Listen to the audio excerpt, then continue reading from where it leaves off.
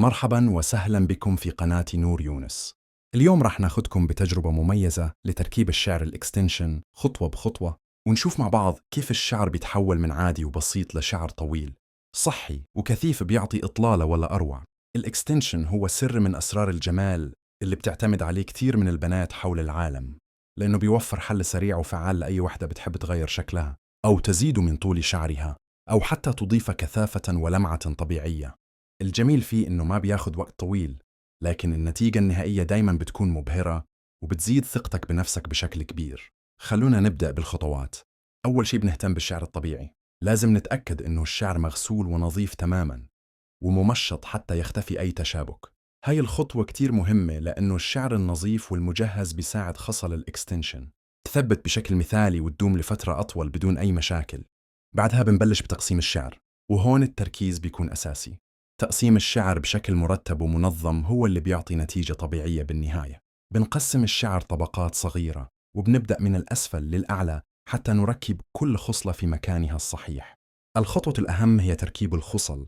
بنضيف كل خصلة واحدة ورا واحدة وبنثبتها بدقة عالية لدرجة إنها تندمج مع الشعر الطبيعي وكأنها جزء منه. وهون بيبان الفرق بين التركيب العادي والتركيب الاحترافي.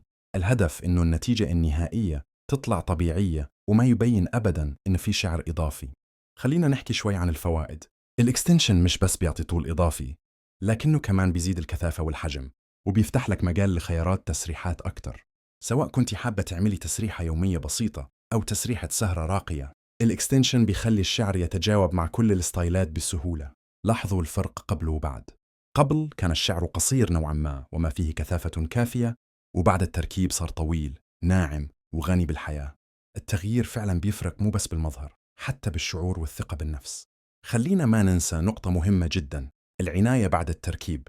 لتحافظي على جمال الإكستنشن وجودته لازم تختاري شامبو خفيف وخالي من المواد القاسية. تجنبي استخدام الحرارة العالية بشكل مباشر قدر الإمكان، وكمان يفضل تعملي ماسكات ترطيب وتغذية للشعر بشكل منتظم. هاي الخطوات بتحافظ على لمعان ونعومة الشعر وبتخلي النتيجة تدوم لفترة أطول. الإكستنشن مش بس تغيير شكلي، هو أسلوب بيوفر لك وقت وجهد وبيخليكي دايما جاهزة لأي مناسبة أو لقاء. والشيء الأجمل إنه بيعطيك إحساس بالأنوثة والثقة بنفسك وبيخليك تظهري بأجمل صورة. وفي النهاية بتمنى تكونوا استمتعتوا معنا وشفتوا جمال النتيجة خطوة بخطوة. إذا حابين تشوفوا كل جديد عن أحدث التقنيات وأجمل الإطلالات في عالم الجمال والشعر، تابعوني دائما على قناة نور يونس. ولا تنسوا الاشتراك بالقناة وتفعيل زر الجرس حتى يوصلكم كل جديد.